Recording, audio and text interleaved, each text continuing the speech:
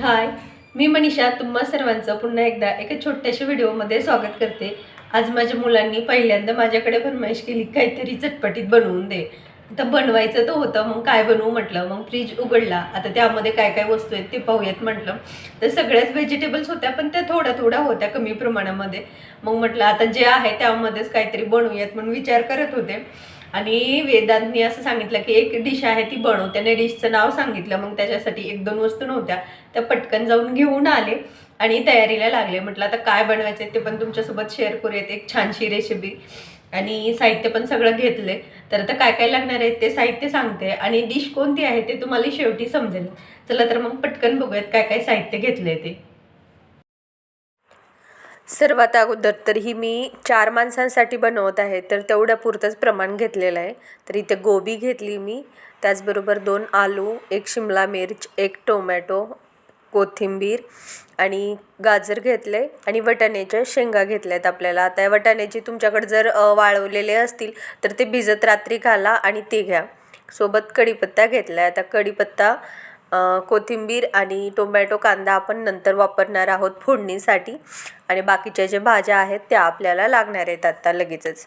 चला तर मग आता हे जे साहित्य आहे ते आपल्याला कट करून घ्यायचे. तर खूप बारीक कट करायचं नाही, आपल्याला थोडंसं मोठं मोठं कट केलं तरी चालेल. तर सगळं मी कट करून स्वच्छ धुवून वगैरे घेतलं की आपल्याला फोडणीला घालायचे, शिजवून घ्यायचे, नंतर फोडणी घालायची. तर सगळ्यात अगोदर आपण याला कुकरमध्ये टाकून घेऊयात. आता भाज्या पूर्ण आपल्याला शिजवून घ्यायच्यात, त्यामुळे कुकरमध्ये मी टाकते. तुम्हाला जर कुकरमध्ये शिजवायच्या नसतील तर पातेल्यामध्ये पण शिजवून घेतल्या तरी चालेल. आता कुकरला कसं थोडंसं पटकन होतं 2 शिट्ट्यांमध्ये, म्हणून मी कुकरमध्ये टाकते. तर सगळ्या भाज्या कुकरमध्ये टाकल्या. 1 तांब्याभर एवढं पाणी टाकलं आणि अर्धा चमचा एवढं मीठ टाकले. आता मीठ चवीनुसार टाकायचं. आता आपण कुकरमध्ये भाजीसोबत मीठ टाकले, तर नंतर जेव्हा आपण भाजीला फोडणी घालणार आहोत त्यावेळेस मिठाचं प्रमाण बघून टाकायचं, कारण आपण अगोदर टाकत आहोत. आता टोपण लावून घेऊयात आणि याला गॅसवरती 2 शिट्ट्या होईपर्यंत आपल्याला शिजवून घ्यायचे. म्हणजे 2 शिट्ट्यांमध्ये आपलं हे चांगलं शिजतं. खूप जास्त आपल्याला शिजवून पण पाहिजे नाही आणि थोडंसं पण कच्चं हवं आहे. तर आता थोडंसं कच्चं असेल, जेव्हा आपण तडका देईल त्यावेळेस हे व्यवस्थित शिजलं जातं म्हणून. इथे पहा 2 शिट्ट्यांमध्ये आपलं तयार झालेले आहेत भाज्या शिजून. हलक्याशा कच्च्या आहेत, पूर्ण अशा रेवड नाहीत झालेल्या. आणि पाणी पण मध्ये अर्धी वाटी एवढंच पाणी राहिले. भाज्या चांगल्या शिजल्यात. तुम्ही हवं तर वाफेवरती शिजवून घेतल्या तरीसुद्धा चालतात. तरी ते आता हे शिजवलेल्या भाज्यांमधलं आपलं जे पाणी जेवढं राहिले तेवढं एका वाटीमध्ये काढून घ्यायचे. पाणी इथे मी काढून घेतलं वाटीमध्ये, कारण आपल्याला नंतर हे पाणी वापरायचे म्हणून फोडणीसाठी, आणि अजून पण पाणी आपल्याला लागणार आहे. आता इथे मी घेतलं हे मॅशर, याने आपल्याला मॅश करून घ्यायचं आहे. म्हणजे सगळ्या भाज्या ज्या आहेत त्या आपल्याला बारीक अशा कुस्करून घ्यायच्या आहेत. तर हाताने कुस्करायला गरम आहे त्यामुळे थोडंसं पोळतं, आणि अशा मॅशरनं थोडंसं मिक्स करून घेतलं तर एकदम चांगल्या प्रकारे होऊन जातं. आता आपले गाजर वगैरे सगळं छान असं बनवून झालेलं होतं शिजवून. यामध्ये मी फक्त बीट टाकलं नाही, कारण माझ्याजवळ अवेलेबल नव्हतं. आता आपल्याला भाजीला चांगला कलर वगैरे हवा असेल तर तुम्ही यामध्ये बीटचे 2-3 मोठे तुकडे टाका, जेणेकरून आपले ज्या भाज्या आहेत त्यांना छान असा कलर येतो आणि एकदम आपली भाजी जी आहे ती रेड रेड दिसायला लागते. आता इथे मी मॅश करून घेते. तर जवळपास 2 ते 3 मिनिट चांगलं मॅश करून घेतलं की आपली भाजी जी आहे ती तयार आहे. आता याच्यामधलं पाणी काढून घेतल्यामुळं आपल्याला व्यवस्थित मॅश करता येतं. पाणी जर मध्ये तसंच ठेवलं तर मॅश करता येत नाही, कारण पाण्यामुळे भाजी बाजूला सरकून जाते आणि आपल्याला व्यवस्थित मॅश करायला येणार नाही. त्यामुळे मी अगोदरच पाणी काढून घेतलं. तर चला, आपलं 2 ते 3 मिनटामध्ये सगळ्या भाज्या ज्या आहेत त्या चांगल्या प्रकारे मॅश करून झाल्यात. आणि या भाज्यांमधलं जे पाणी आहे ते पहा एवढंसंच निघालेलं होतं. तर आता मी हे भाजीमध्ये पण लगेचच टाकलं तरी चालतं आणि नंतर फोडणीत टाकलं तरी चालतं. तर मी काही इथे टाकत नाही, कारण नंतर फोडणीलाच वापरणार आहे. आता फोडणी घालायची, तर इथे मी कढई घेतली. तुम्ही हवं तर तवा पण घेऊ शकतात. तव्यामध्ये पण छान होते आणि कढईमध्ये पण छान होते. मोठा तवा असेल चपटा लोखंडाचा तर त्यामध्ये चांगली फोडणी बसते. इथे मी कढई घेतली, तर कढईमध्ये 1 मोठी पळी एवढं तेल घेतले.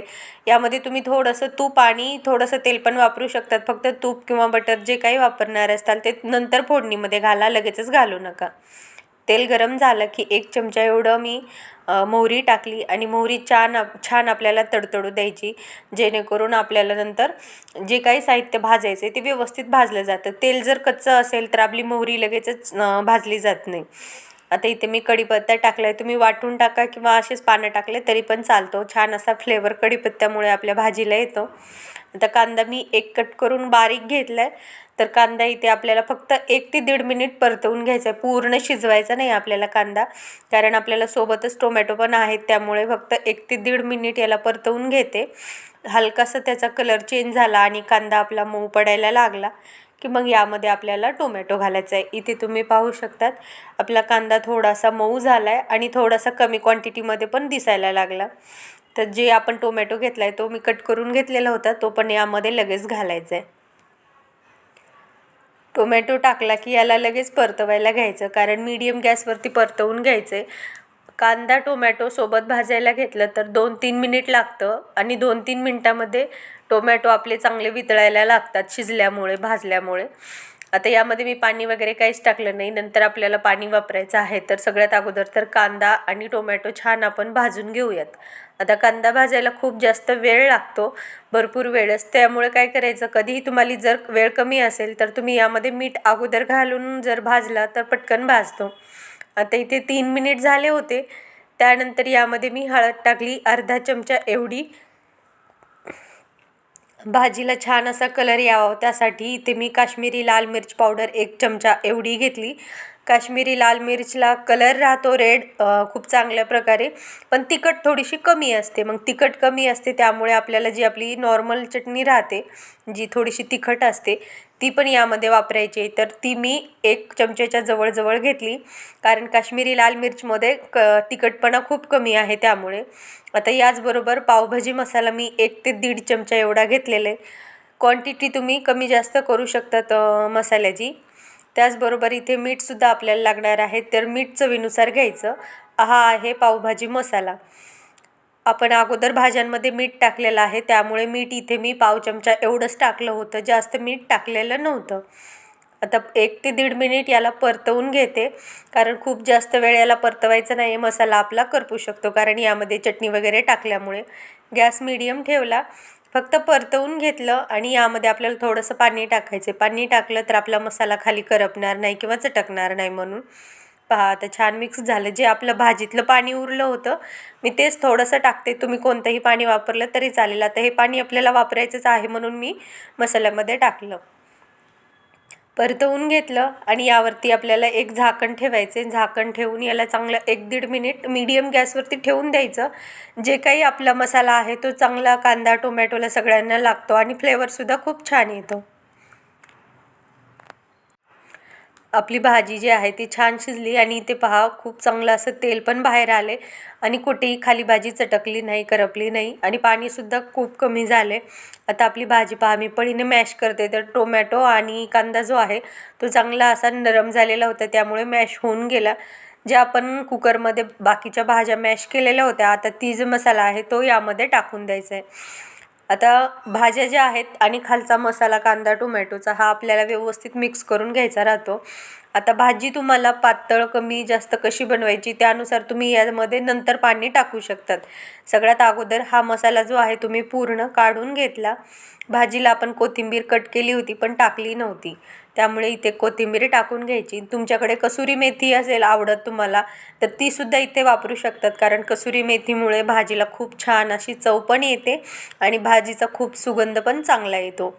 आता सगळं मसाला मी इथे व्यवस्थित मिक्स करून घेते, कारण 1-2 मिनिट लागतात मसाला मिक्स करायला. आत्ता गॅसची फ्लेम तुम्ही वाढवू शकतात, कारण आपल्याला भाजी छान अशी गरमागरम बनवायची आहे आणि शिजली चांगली, तिला फोडणी चांगली बसली तर मग व्यवस्थित होतं. आता तुम्ही साईडला इकडे भाजी आपण परतवतोय तर गरम पाणी करायला ठेवू शकतात. कोमट पाणी वगैरे टाकलं तर भाजी आपली पटकन शिजायला तयार होते. इकडे साईडला आपलं पाणी ठेवलं तर इकडे हे होऊन जातं, शिजून जाते भाजी. आता चांगली गरम स्पीडवरती मी भाजी गरम करून घेतली, कारण मसाला जो आहे तो आपला गरम होता पण जी दुसरी भाजी होती ती थोडीशी थंड होती उकडलेली. आता गरम तव्यावरतीच फुल स्पीडवरती मी थोडंसं मॅश करून घेते, कारण सगळा मसाला सगळ्या भाजीला वगैरे लागायला पाहिजे म्हणून. फक्त 1-1.5 मिनिट याला मिक्स करून घ्यायचं. पूर्ण ज्या आपल्या भाज्या आहेत त्या एकजीव होऊन जातात मसाला वगैरे, आणि प्रमाण पण सगळ्या वस्तूंचं एकमेकांना चिटकून जातं, त्यामुळे व्यवस्थित अशी भाजी आपली बनवून तयार होते. आता 1 ते 1.5 मिनटाच्या जवळजवळ झालं आणि भाजी पण मॅश झाली. यामध्ये आपल्याला टाकायचे पाणी. भरपूर जणांना घट्ट भाजी आवडते, भरपूर जणांना पातळ. पण तुम्हाला जशी आवडते तशी भाजीची क्वांटिटी तुम्ही ठरवू शकतात, पातळ घट्ट कशी करायची त्यानुसार. आणि किती बनवायचं ते पण तुम्ही पाणी टाकून त्यावरून ठरवू शकतात. आता इथे मी थोडंसं पाणी टाकलं, जे साईडला मी काढून ठेवलेलं होतं ते पाणी तुम्ही वाढवू शकतात, कमी जास्त करू शकतात. व्यवस्थित पाणी टाकल्याच्या नंतर मिक्स करून घ्यायचं आणि मीडियम गॅसवरती ठेवून आपल्याला याला फक्त 2 ते 3 मिनिट शिजवायचे. आता भरपूर जणांना तूप बटर वगैरे खायला आवडतं. आत्ता जी भाजी शिजते यामध्ये तुम्ही बटर वगैरे टाकू शकतात, कारण एक तर फ्लेवर पण छान येतो आणि टेस्टला पण खूप छान लागतं. ते तुम्हाला आवडत असेल तर तुम्ही वरतून टाकू शकतात. आता इथे यामध्ये मी पाणी वगैरे थोडंसं अजून ॲड करणार आहे आणि झाकण ठेवून आपल्याला 3-4 मिनिट याला शिजवून घ्यायचं आहे मीडियम गॅसवरती. 3-4 मिनटामध्ये आपली जी भाजी आहे ती चांगली बनवून तयार होते. इथे पाहू शकतात की भाजीचं जे काय आपण पाणी एक्स्ट्रा टाकलं होतं ते वरती दिसत आहे आणि खाली पूर्ण भाजी ही घट्ट आहे. तर आता आपली भाजी जी आहे ती चांगल्या प्रकारे शिजली. एकदा व्यवस्थित मिक्स करून घ्यायचं, म्हणजे पाणी वेगळं आणि भाजी वेगळी अशी राहणार नाही. छान अशी भाजी आपली बनवून तयार झाली. आता ही भाजी खायची कशासोबत, तर पावासोबत खायची. त्यासाठी पाव पण आपल्याला लागणार आहेत. चला तर मग एका प्लेटमध्ये भाजी वगैरे काढून घेऊयात. सर्वात अगोदर एक प्लेट घेतली. आता मी इथे छोटी डिश घेते, म्हणजे छोटीशी प्लेट आहे. तुम्ही हवं तर वाटी वगैरे कशामध्ये पण घेऊन खाऊ शकतात. मी फक्त थोडंसं एक फोटो वगैरे क्लिक करण्यासाठी काढून घेते. ते सगळ्यात अगोदर आपली जी गरम गरम भाजी बनवून घेतली ती या प्लेटमध्ये काढून घेऊयात. आणि थंडीच्या दिवसामध्ये गरम गरम असं बनवून खायला खूप छान लागतं. तुम्ही पार्टी वगैरे काही असेल, मुलांचा बड्डे वगैरे, तर त्यासाठीही बनवू शकतात. मी प्लेटमध्ये भाजी काढून घेतली, त्यावरती तूप टाकले आणि गरम भाजीवरती तूप एवढं भारी वितळत होतं की खायला असं मन होत होतं की लगेचच घ्यावं आणि खावं. आता सगळं तर झालं होतं. मग प्लेटमध्ये कांदा, लिंबू, पाव वगैरे सगळं साहित्य ठेवलं आणि आम्ही मायलेकींनी यावरती ताव मारला. तर अशा प्रकारे आपली पावभाजी जी आहे ती बनवून तयार झाली. आजची रेसिपी कशी वाटली कमेंटमध्ये नक्की सांगा. बाय.